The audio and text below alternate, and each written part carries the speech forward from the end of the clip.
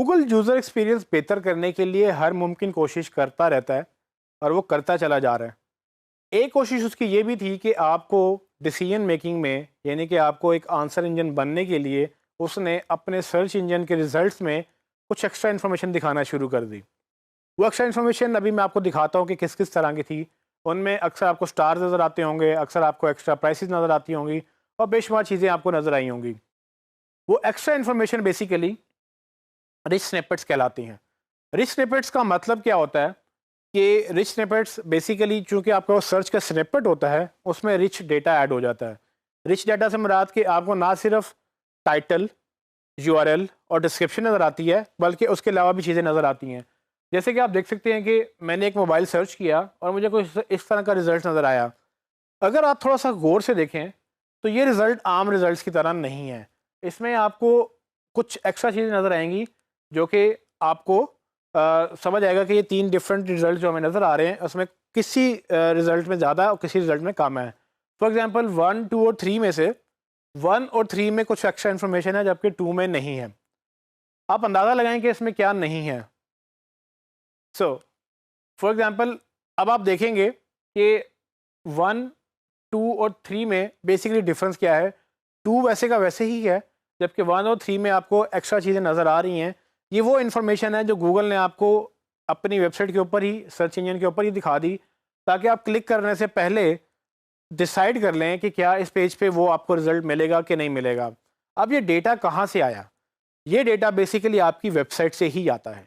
ये इसको rich snippets बोलते हैं, कुछ लोग इसको माइक्रो डेटा बोलते हैं, इसके डिफरेंट नाम हैं।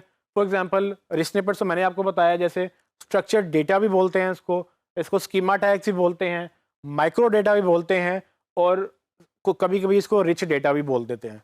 डिफरेंट नाम है इसी एक एक्स्ट्रा एक्टिविटी के, लेकिन अल्टीमेटली मतलब यही है कि इससे आपको गूगल के अंदर या गूगल पे जब आप रैंक करते हैं आपकी ना सिर्फ टाइटल, यूआरएल और डिस्क्रिप्शन जाती है बल्कि उसके अलावा एक्स्ट्रा इन्फॉर्मेशन भी जाती है। अब वो एक्स्ट्रा इन्फॉर्मेशन क्या होगी? वो extra information basically different types की होती हैं और इन डिफरेंट टाइप्स को डिफाइन करने के लिए सर्च इंजन ने यानी गूगल, बिंग और दूसरे सर्च इंजन ने मिलकर एक मुश्तरका एक कमेटी या समझ लें यहाँ पे एक अथॉरिटी बना दी है जिसको उन्होंने कहा कि हम मिल बैठ कर ये डिसाइड करेंगे कि एक पर्टिकुलर कैटेगरी के बारे में हमें क्या क्या इन्फॉर्मेशन चाहिए। फॉर एग्जांपल अगर एक मोबाइल की बात हो रही है तो मोबाइल का एक नाम होता है, मोबाइल का एक मॉडल होता है, उसका कलर होता है, उसकी कंपनी होती है, उसकी प्राइस होती है, उसकी फीचर्स होते हैं। ये सब चीज़ें वो एक्स्ट्रा इन्फॉर्मेशन है जो गूगल देखना चाहेगा। अभी फ़िलहाल सर्च इंजन और गूगल को ये प्रॉब्लम होती है कि जब वो नाम पढ़ते हैं सैमसंग या हुआवे या कोई भी और कंपनी, उनको नहीं पता कि ये कंपनी है, उनको नहीं पता कि इस गैलेक्सी S9 एक मोबाइल है। तो एक्स्ट्रा इन्फॉर्मेशन के लिए उनको एक्स्ट्रा कोडिंग चाहिए होती है। इसको वो बोलते हैं स्कीमा टैग्स। तो schema.org एक ऐसी वेबसाइट है जो बेसिकली सब पूरी दुनिया में जितना भी रिच स्निपेट या रिच डेटा की बात होती है वो schema.data या schema.org के ऊपर बेसिकली डिसाइड होती है।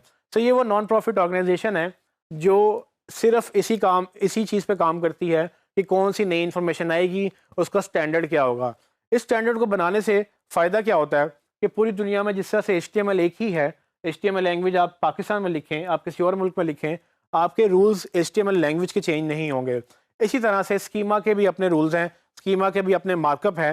जिस तरह से HTML है उस तरह से स्कीमा की लैंग्वेज भी है और जब कोई भी दुनिया में लिखे तो वो डिफरेंट नहीं होने चाहिए। इसीलिए उन्होंने एक सेंट्रल अथॉरिटी बनाई जिसमें गूगल या दूसरे सर्च इंजन ने मिलकर एक डिसाइड किया कि हम ये चीज़ें ऐसे रीड करेंगे। मैं आपको अभी एग्जांपल दे देता हूँ, लेकिन आपको ये अंडरस्टैंड करना है कि स्कीमा बहुत वसी है और इस कदर इसमें चीज़ें ऐड हो चुकी हैं और इस कदर ऐड होती जा रही हैं कि आप ऑलमोस्ट हर चीज़ की इंफॉर्मेशन आपको वहाँ मिल जाएगी।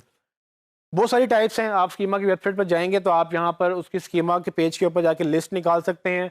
आप देख सकते हैं किस किस तरह का स्कीमा वो एक्सेप्ट कर रहे हैं और किस किस तरह का स्कीमा आपको अपनी वेबसाइट पर डालना चाहिए।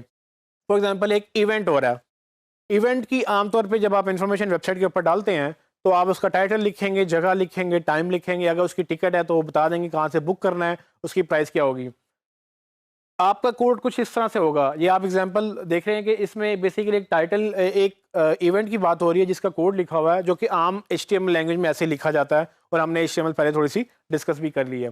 लेकिन अगर इसको मुझे गूगल को बताना है कि भाई ये एक इवेंट है और इस इवेंट का एक नाम है, और वो इवेंट एक जगह पे हो रहा है, उसका एक दिन पे हो रहा है, एक टाइम पे हो रहा है, उसकी एक टिकट है, उसकी एक प्राइस है, उस टिकट का एक URL है, इस सारी की सारी चीज़ें जो है ना, ये एक्स्ट्रा इन्फॉर्मेशन है जो गूगल कहता है आप मुझे दें।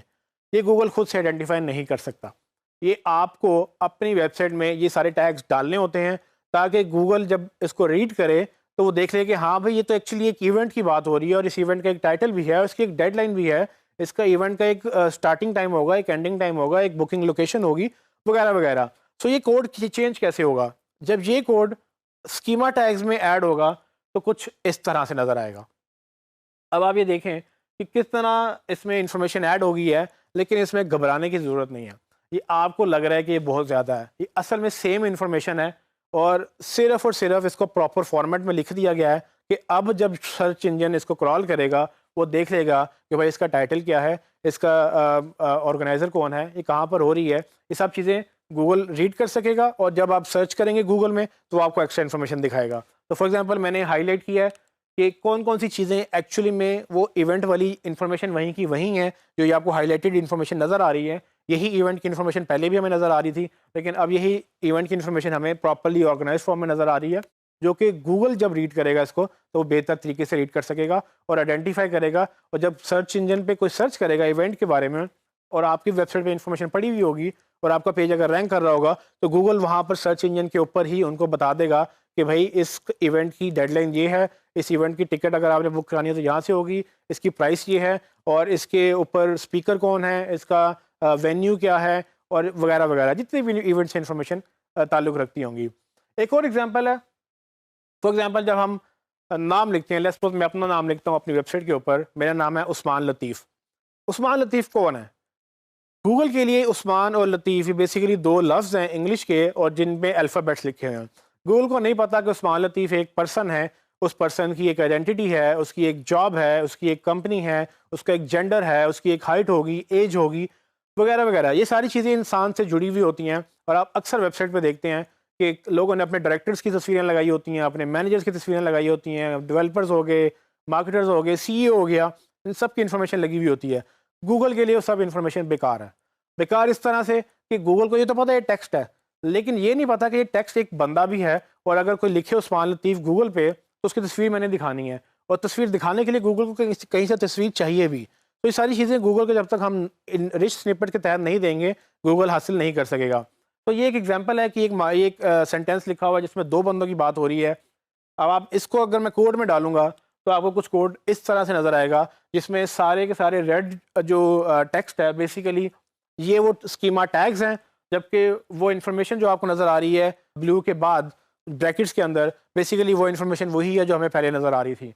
इस इन्फॉर्मेशन को हमने प्रॉपरली गूगल को बता दिया कि ये पर्सन है, ये पर्सन का नाम है, नाम के बाद उसकी एक डिसएम्बिगुएशन डिस्क्रिप्शन है, और इस तरह से दो पर्सन है बेसिकली। सो गूगल जब इस पेज को पढ़ेगा, वो पहले पर्सन को भी देखेगा, दूसरे पर्सन को भी देखेगा, उसकी वो डिस्क्रिप्शन पढ़ेगा, उसमें मज़ीद चीज़ें पढ़ेगा और आइडेंटिफाई करेगा। जब भी कोई नेक्स्ट टाइम इस टेक्स्ट को दोबारा सर्च करेगा, इस बंदे को दोबारा सर्च करेगा, अल्टीमेटली गूगल इस काबिल होगा कि उनको तस्वीर भी दिखाए और प्रॉपर बंदे के बारे में बताए। आगे चल के मैं आपको कुछ टिप्स और दूंगा स्कीमा से रिलेटेड, जिसमें मैं आपको स्पेसिफिकली बताऊंगा कि बहुत सारी कॉमन स्कीमा टाइप्स क्या हैं और वो कैसे कैसे इंप्लीमेंट हो रही हैं।